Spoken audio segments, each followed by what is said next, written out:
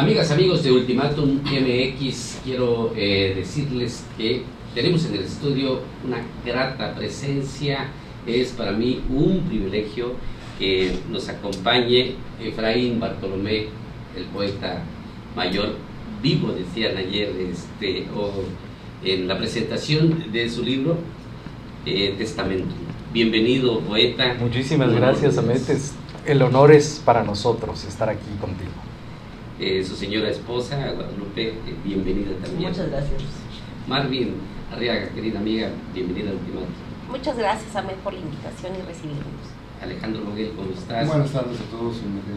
Pues ayer, anoche, hizo una presentación de un libro, Testamento. Fue un evento muy bonito, transmitimos en vivo y quisimos invitarlo para abundar sobre el tema. Pero si nos permite, antes, poeta, Marvin, ¿nos ayudas con su semblanza? Claro, muchas gracias. Qué gusto verte, Alex. Y compartir este mediodía con todos, la gran audiencia que tiene Ultimátum. Y sobre todo me siento muy honrada de compartir con mi amada Pillita, que es no solo esposa, es la musa y la inspiración de nuestro poeta, y que nos regale unos versos maravillosos como El son y el viento, que siempre lo he dicho, para mí es mi Biblia personal. Y bueno, mi poeta que lo admiro, lo amo y lo honro también como un padre. Así que muchas gracias.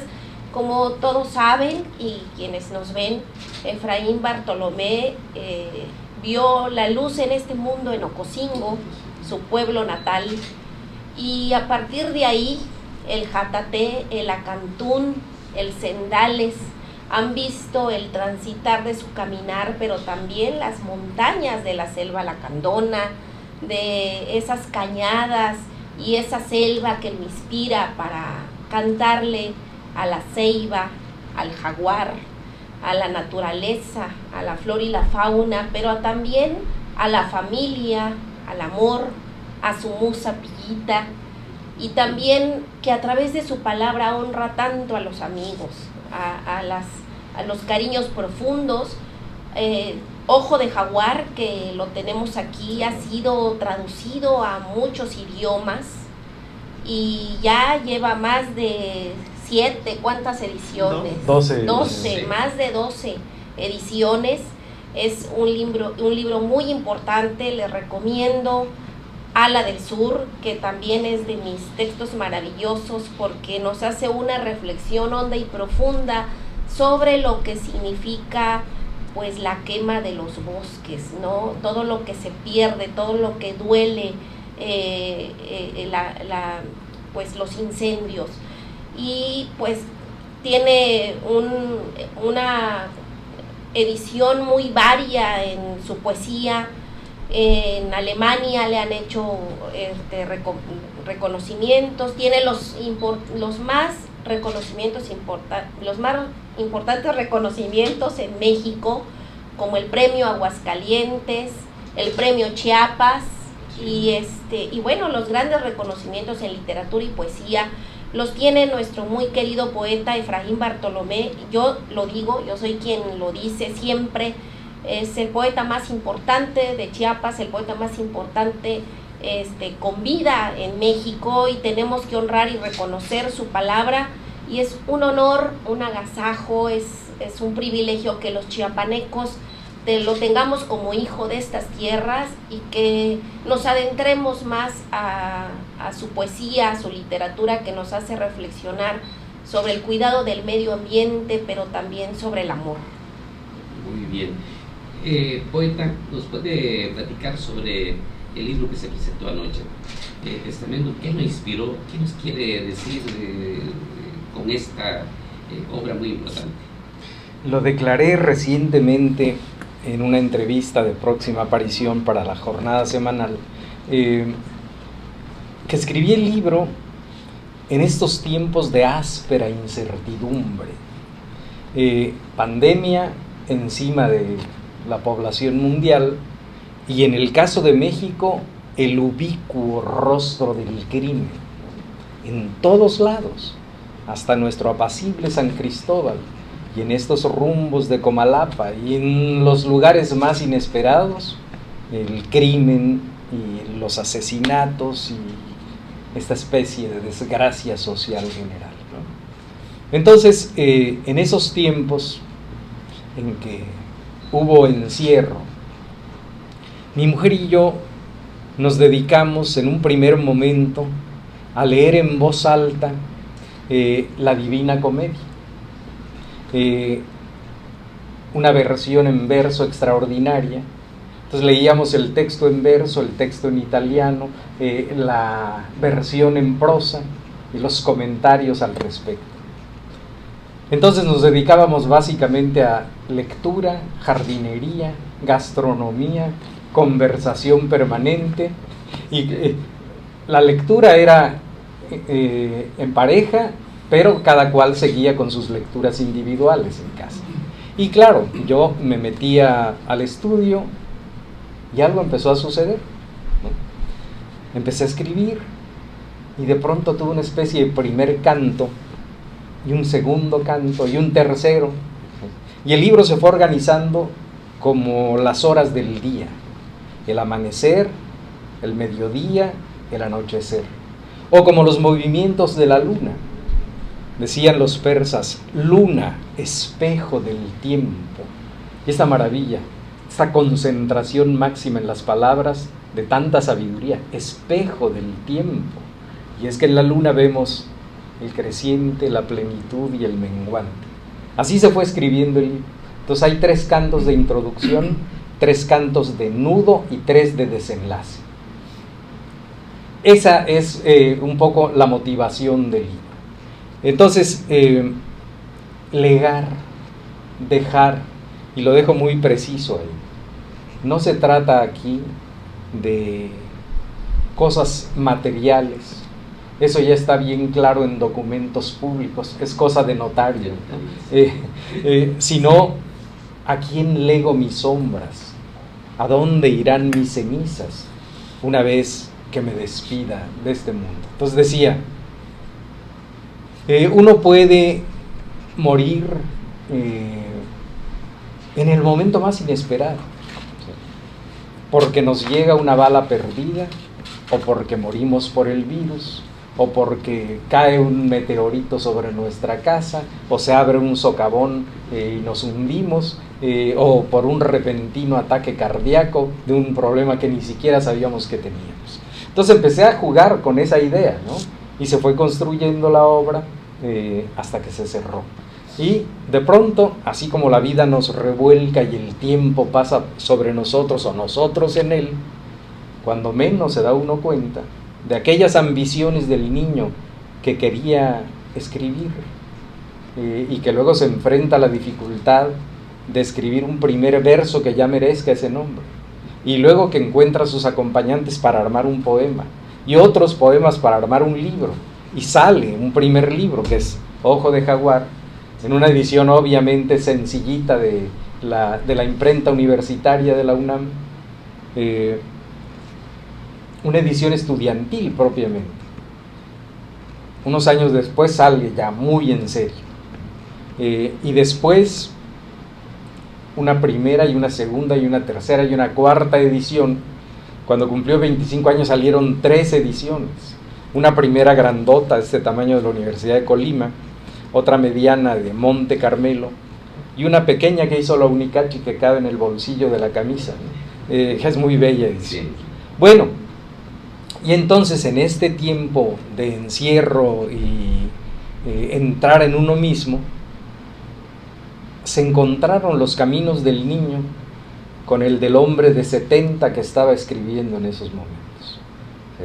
Entonces una especie de reencuentro con los territorios en los cuales nací y hacia los cuales quiero volver como elegida voluntad, ¿no? Como decisión personal. Algo dije con respecto a tu pregunta y creo que vale la pena que me detenga aquí. Interés de que lo den. Maestro, nos hablaba de que desde muy joven se fue a la Ciudad de México a estudiar la universidad, estudió psicología. ¿En qué momento vino el el interés por escribir desde muy joven? ¿Está usted en la secundaria o ya después? Desde la primaria. Afortunadamente en la casa paterna había una biblioteca especializada en leyes y poesía que había armado mi abuelo, José Emigdio Rodríguez, un poeta reconocido en su tiempo, esos tiempos en que era más fácil entrar en comunión hacia el sur que hacia la Ciudad de México. Entonces el abuelo publicaba en Argentina o en Chile o en Guatemala bastante más que por aquí, ¿no? En esa famosa antología que hizo don Héctor Eduardo Paniagua, que se llamó Fiesta de Pájaros, es la primera ambiciosa antología de poesía chiapaneca. Pasta dura, retratos de los poetas, comentario de don Héctor para cada uno de ellos, ya aparece mi abuelo. Entonces ahí estaban los libros, y a mí me daba por meterme ahí, a limpiar los libros, a buscar cosas. Y un día me encontré, bueno, aparte de lo que leía en los libros de texto de la primaria, me encontré poemas de Rubén Darío. Ya sabía leer para entonces. Y un día recibí en la escuela primaria un paquetote de libros de regalo, los primeros libros de texto gratuitos. Claro, ahí empezó ese goce por la palabra, una facilidad para aprenderme muchos poemas. Y luego la ambición crece, ya no se conforma uno con el placer personal, sino que empieza a decir, quiero ser capaz de que las emociones mías puedan tocar otras almas. Entonces mi madre guardaba poemitas inocentes de los 11 o de los 12 años, ¿no? Pero el aprendizaje formal se dio ya al vivir solo en la Ciudad de México, ¿no? Y luego la lucha con el lenguaje, hasta que por ahí de los 24 finalmente tuve una cosa que ameritaba ya llamarse poema. Ya había una voz personal, ¿sí? De esas cosas que guardaba, y luego al ser leídas después, en los años de aprendizaje, ya no me decían lo que quería decir. Es decir, todavía no dominaba las herramientas. Entonces eso que llamamos la lucha con el ángel se dio intensamente hasta que un día sentí que estaba venciendo al ángel. Entonces un primer poema y otro, salió el primer libro, y de ahí ya no paré, ¿no? Hasta ahora. Señora Guadalupe, ¿nos puede compartir, describir cómo es Efraín Bartolomé, su esposo, como poeta, como ser humano?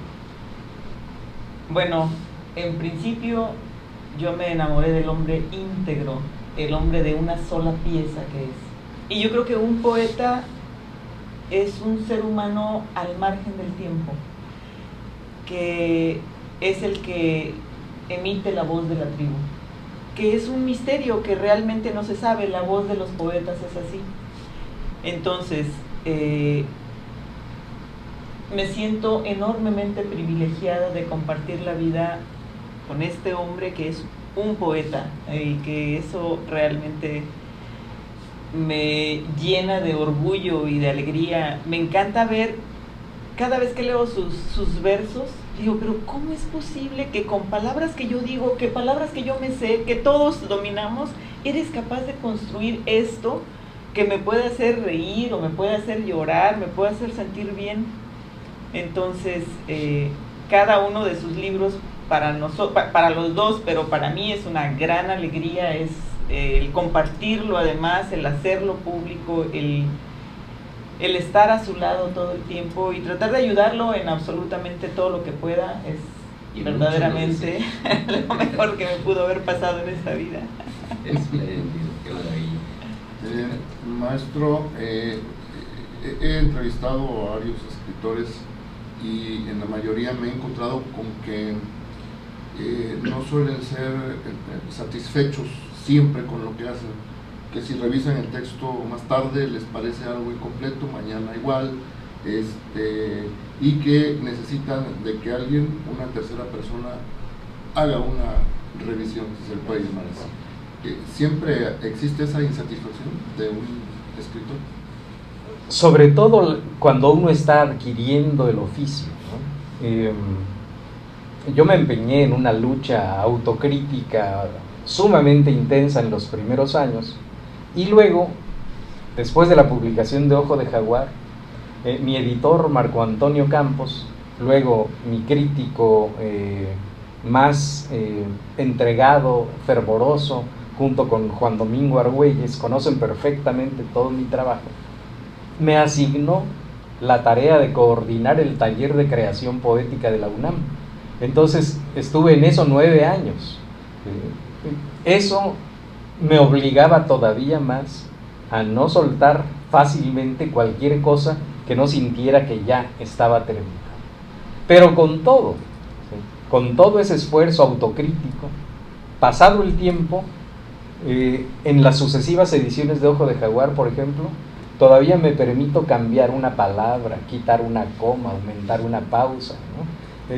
Y digo, la frase es de Borges, y me parece absolutamente certera.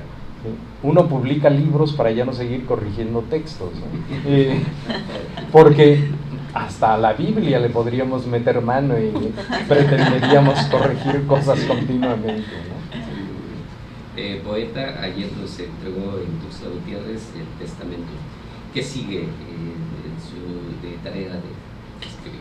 Es curioso que entre Testamentum y el último libro publicado, que fue tu Biblia, El Son y el Viento, tengo 5 libros más terminados, completitos, que no he publicado. Y de pronto, ante la invitación de esta colección que se llama Libro Mayor de la Universidad de Querétaro, no sabía qué darles. Y los otros libros eran demasiado extensos. Y como estaba tan fresco, el que lo había terminado, no lo reflexioné demasiado y lo entregué, ¿no? Entonces lo que sigue para las próximas veces es publicar esos 5 que están en medio, ¿sí? Cuando cumplí 70, armé mi obra reunida. Yo pensé que ahí terminaba, eso era antes de Testamento, ¿no? La armé, Si oficio arder, esta edición preciosa de la Universidad Nacional Autónoma de México, tiene 600 páginas y es la mitad de la obra. Hay otro tomo inédito todavía donde viene todo esto de lo que estoy hablando con otras 600 páginas, ¿no? Entonces, esa es la ambición, publicar la obra reunida, completa, más esto, más lo que venga, que nunca sé qué es, pero que ya los poemas, ya tengo una buena cantidad de poemas escritos que todavía no están ordenados como libro, ¿no? Porque nacen así, nacen por separado, nacen por necesidad espiritual, ¿no? Porque uno descubre en la realidad externa o en la realidad interna algo que piensa que merece ser transmitido al alma de los lectores. El prójimo, esto que me sucedió es de tal modo significativo que vale la pena que lo conozca ese otro ser humano que está ahí, lejos en el espacio, o lejos en el tiempo, o cerca de nosotros también. Entonces, así escribe uno. Y luego le va dando forma, va encontrando parentescos con otros libros, con otros poemas, hasta que se arma un libro nuevo.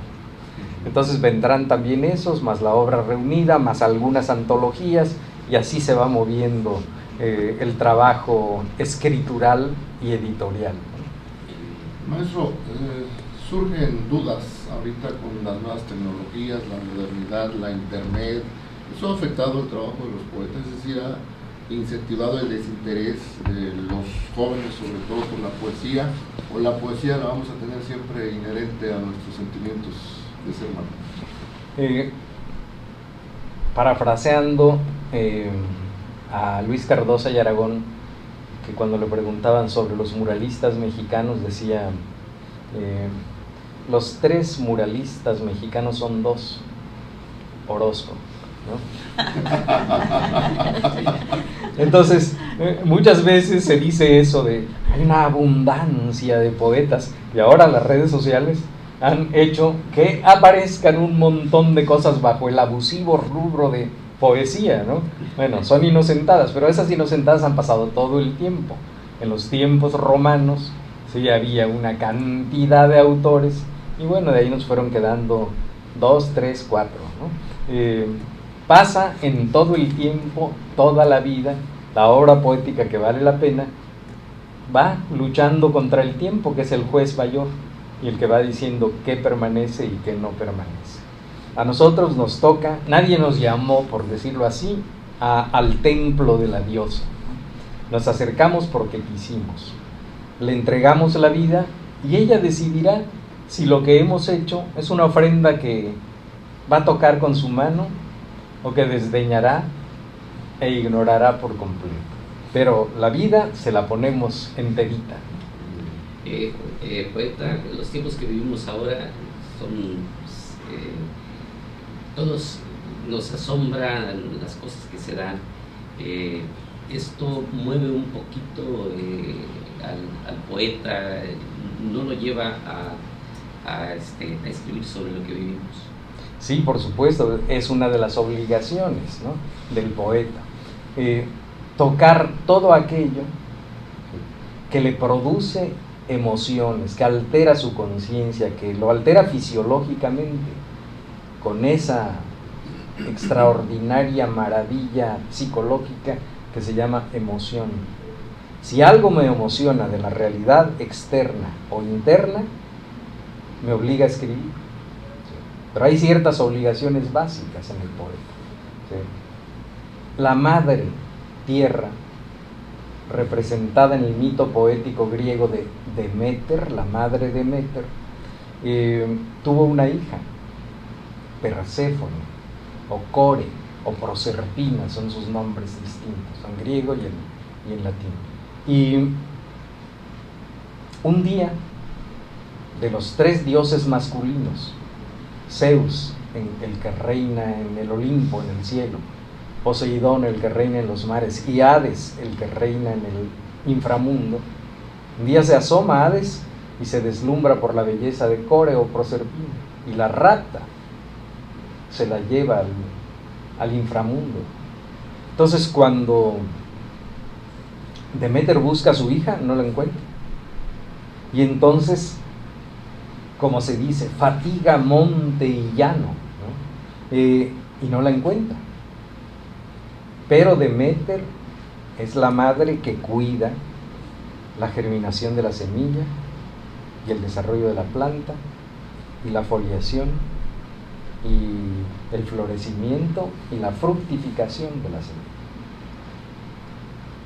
Y entonces hay algo que no suele entender el ser humano. ¿Sí? Deméter dice, o me devuelven a mi hija o me pongo en huelga en mis obligaciones. Y efectivamente se pone en huelga. Y entonces no fructifica, no germina la semilla, ni crece la planta, se va marchitando la planta, no fructifica.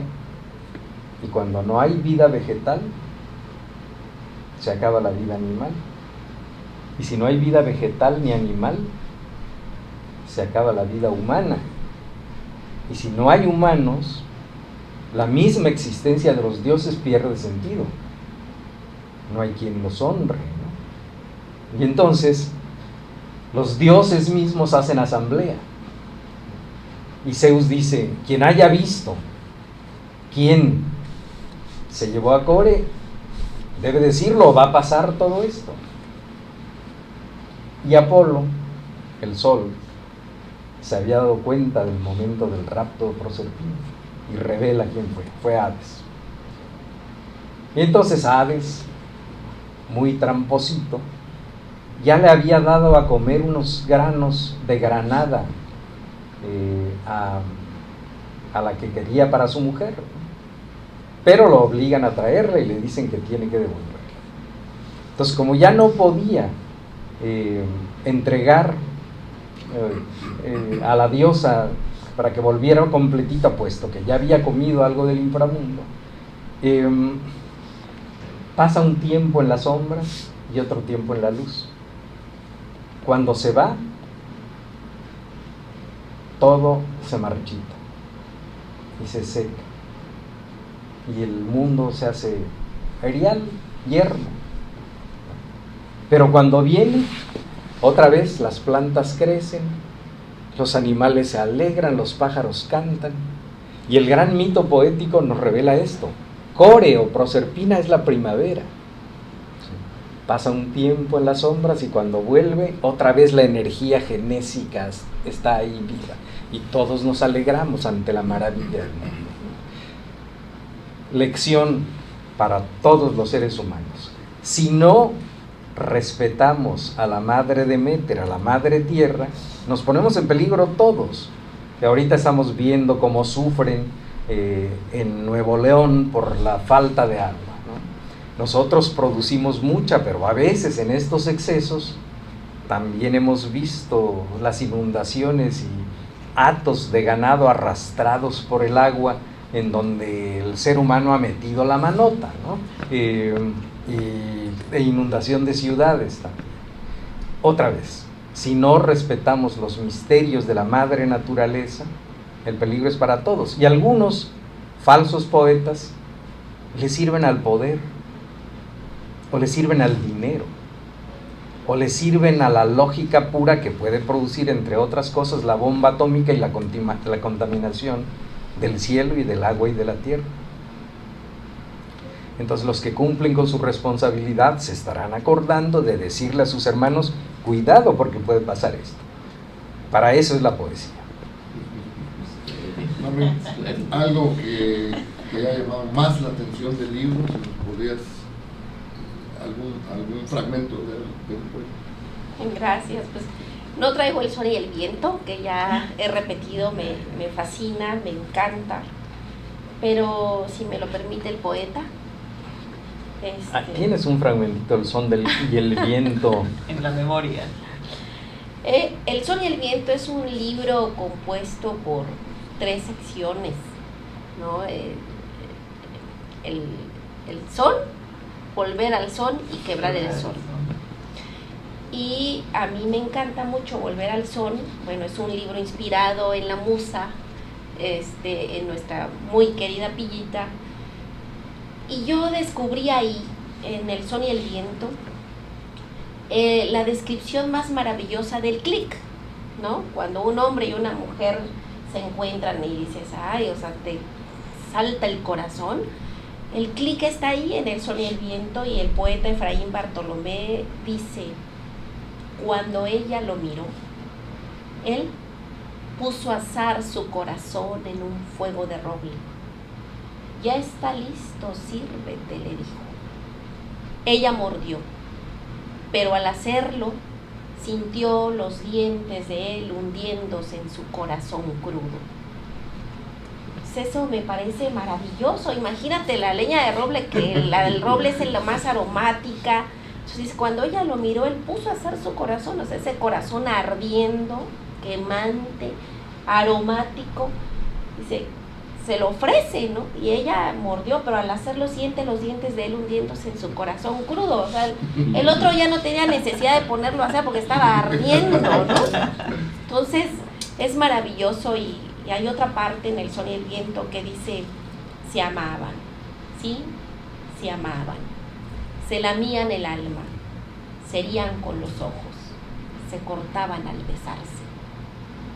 Imagínense qué maravilla, ¿no? Y hay otra parte que dice que cuando se perdían, con un solo cabello del otro se encontraban. O sea, es que hay formas, hay colores, hay descripciones, lo que decía Pillita, cómo esa manera de, con estas palabras tan sencillas, puede el poeta darnos estos textos que te conmueven, pero que también te hacen crecer, reflexionar.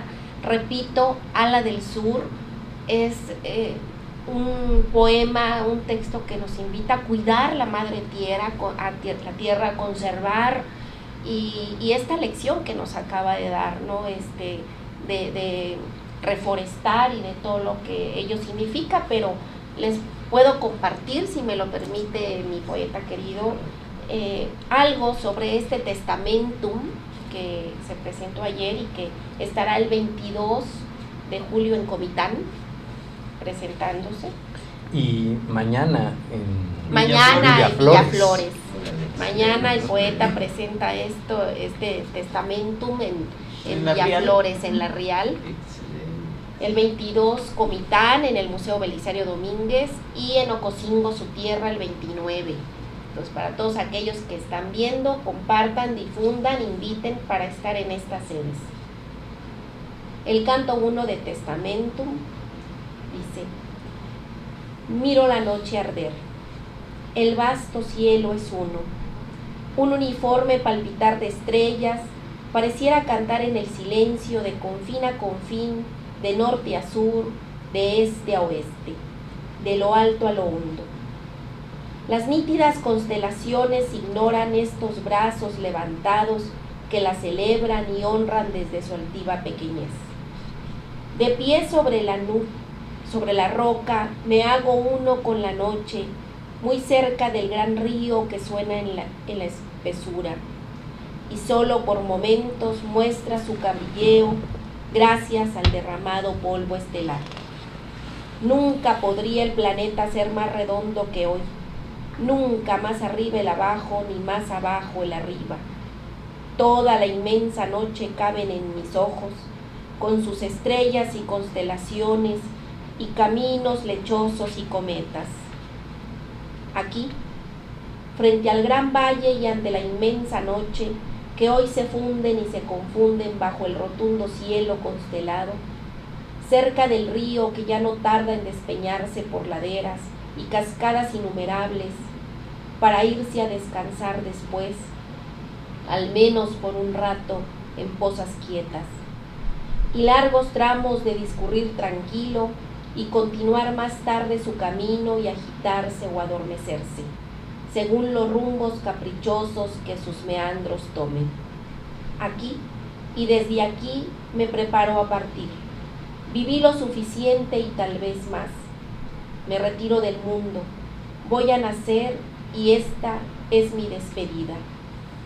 Mi enamorado polvo será arrojado tiernamente sobre las aguas transparentes de mi río natal, por las amadas manos de las hembras que amé, representadas en el rito final por la última de ellas, la que yo elegí tejiendo y destejiendo las fuerzas del azar, la definitiva. Recíbeme, río recién nacido, río recién brotado del vientre de la madre, río recién cocido, entero, fervoroso, con la pureza ardiendo en tu limpia transparencia, río nutricio, luminoso aún de noche, cuando te roza la más pequeña esquirla, la uña más leve, la yema más enternecida, la astilla más delgada de la luz. ¿Por qué? Si vienes de aquel lodo original, en la tierra arcillosa, del fango subterráneo, naces así, como ahora, tan limpio y cristalino, sin turbiedades ni excrescencias. ¿Por qué? Si vienes del calor de aquel vientre infernado, naces tan fresco. He aquí que estoy solo y pienso en irme. Pienso en dar, en dejar, en legar, en dar mi polvo, al mundo mis cenizas, al aire limpio aliento, que mis pulmones ya no habrán de gastar. Vaya un poco de mi bien concentrada materia mineral, mi polvo seco y puro, ya sin piel, ya sin nervios, sin músculos ni fuerza, mi polvo desprovisto de los sentidos con que conocí el mundo, con los que gocé tanto. Me integraré a estas aguas, a la flora y la fauna, al cielo y a la tierra. Allá voy. Muy bien.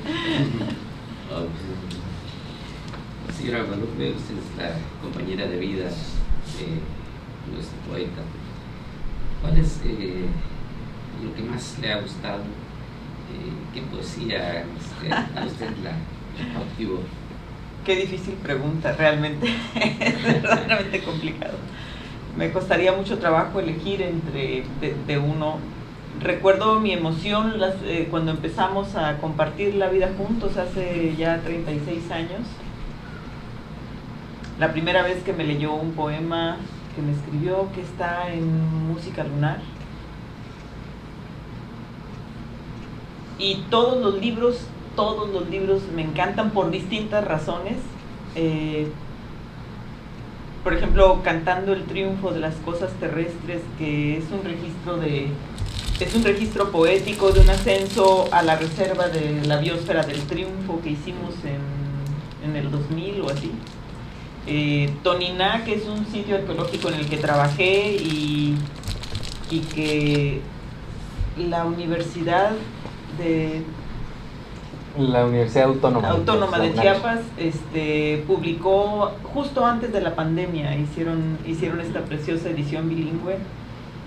Bueno, Ojo de Jaguar, por ser el primero y ser el motor que describe Chiapas, que describe el mundo, que lo describe a él. Música solar, música lunar. Realmente, El son y el viento, que es un libro que me escribió y dedicó en nuestra vida juntos, al cumplir 25 o 30 años, no recuerdo de toda la vida juntos. Entonces me resulta muy difícil. Recuerdo mi emoción cuando presentamos Oficio Arder, que fue la primera antología que sacó la UNAM, la universidad. Reúne los primeros 10 libros. Ajá. Pero también las antologías que han salido en España y que ha sido muy emocionante. En el 2006 creo que fue, la de la editorial Renacimiento de Sevilla. Efraín fue el primer autor latinoamericano en salir en esa colección y en esa editorial. Ajá, que era la editorial que publicaba don Antonio Machado, que es un poeta al que apreciamos, honramos especialmente. ¿Hace como 4 años? La edición que cuidaste tú. Exacto. La antología editada en Salamanca. No, esa es otra antología importante, pero una primera edición que Guadalupe cuidó y que es un verdadero orgullo. El libro se llama Partes, un verso a la mitad y sangra, que es el libro del Premio Internacional Jaime Sabines 1996, y que incluso fundé una pequeña editorial para estar realmente al cuidado del libro, y salió una edición muy muy bella en coedición aquí con Chiapas. Bueno, en fin, sería muy difícil. Bueno, pero yo quiero también señalar un punto bien bonito, que el poeta también ha escrito una colección infantil maravillosa, que su hijo Balam, que es un gran artista visual, hizo las ilustraciones de esta colección, y una en particular es una colección de 5 libros: La Marimbita, El Cadejo, no recuerdo los otros 3 títulos, pero son 5. Pero El Cadejo, Canción con dos niños. Algo en la niebla. En la selva de niebla. Pero El Cadejo ganó el premio de ilustración y también de literatura infantil. Y entró a la SEP, Entró a la SEP, entonces de los 3,000 ediciones que se hicieron en Chiapas, esa subió a más de 150,000 ediciones y se distribuyeron en todas las bibliotecas de México. Entonces también ha escrito para los niños. Como sin darme cuenta, han salido ediciones para niños, ¿no? Más que escribir propiamente para niños, ha habido ediciones para niños ilustradas de poemas que pueden tocar la sensibilidad infantil, ¿no? Y sin darme cuenta, de pronto se volvieron Está Anima Mundi. 7 u Anima 8, Mundi. ¿no? Hace un ratito hablamos de los libros de texto gratuitos. No me imaginé en aquellos tiempos en que recibí en segundo de primaria mi primer paquete de libros obsequiados en la primaria, que un día algunos poemas míos iban a aparecer en los libros de texto gratuitos, justo en los de segundo, el libro de segundo de lectura ya aparece ahí. Entonces han sido alegrías muy grandes e insospechadas relacionadas con los niños. Bueno, hay algo que me gustaría... ¿Pero quién fue la editora? Exactamente, eso iba. ¿Quién editó los libros de la primera colección de libros infantiles? Marvin. A ver, cuéntanos, Por Marvin. eso lo tenía yo que decir. Bueno, y es muy interesante eso, porque yo iba a cumplir 60 años y la directora del Instituto Chiapaneco, ¿cómo se llama? Consejo Estatal para las Culturas y las Artes, el CONECULTA, Marvin Arriaga, quería hacerme un homenaje por mis 60 años. Y yo le respondí diciéndole que en lugar de que yo recibiera un homenaje pasajero, ¿por qué no el poeta homenajeaba a la niñez chiapaneca con algo permanente, con algo que quedara ahí en la casa de algunos de esos niños, que leyeran los poemas? Y le presenté 5 posibilidades para que eligieran una. Y de pronto me dice, ¿y si editamos los 5, la colección? Bueno, pues excelente, ¿no? Entonces, cuando fueron seleccionados, ya después de que salió la edición chiapaneca, fueron seleccionados el Cadejo para los libros de texto gratuitos. ¿Cómo se llama la colección? Conalite. La colección. Rincón de la lectura o una cosa así, ¿no? O Libros del Rincón se llama, ¿no? Bueno, pues nos dio un gusto enorme, y así fue, ¿no? Entonces, para muchos niños seguramente fue su primer libro personal, porque en todo el estado de Chiapas pasó. Un día, presentándolo, alguien me dijo, porque han pasado los años, ¿no? Pero me dijo que en mi primer libro para niños, que se llamó Mínima Animalia, él lo había leído de niño, y que ahora le tocaba regalarle a su hijito, que ya tenía esta colección de libros, ¿no? Estaba muy conmovido con eso, y cómo se van haciendo los ciclos, ¿no? El tiempo que nos revuelca como se le antoja, ¿no? Muy bien, pues muy agradecido e insisto, muy privilegiados por presencia de Bartolomé. Marvin, gracias por ser el enlace, señora Guadalupe, Alejandro Moguel. Pedirle, poeta, cómo cierra esta entrevista, con un mensaje para todos, con una poesía, un fragmento, lo que usted decida, es todo suyo. Muchas gracias, Ahmed. Voy a leer algo que es al mismo tiempo mi poética, pero también mi estética y también mi ética. Es el que abre el libro. Partes un verso a la mitad y sangra, del que hablábamos. Sí. Entonces este primer poema se llama Invocación. Lengua de mis abuelos, habla por mí. No me dejes mentir. No me permitas nunca ofrecer gato por liebre sobre los movimientos de mi sangre, sobre las variaciones de mi corazón. En ti confío, en tu sabiduría pulida por el tiempo, como el oro en pepita bajo el agua paciente del claro río. Permíteme dudar para creer, Permíteme encender unas palabras para caminar de noche.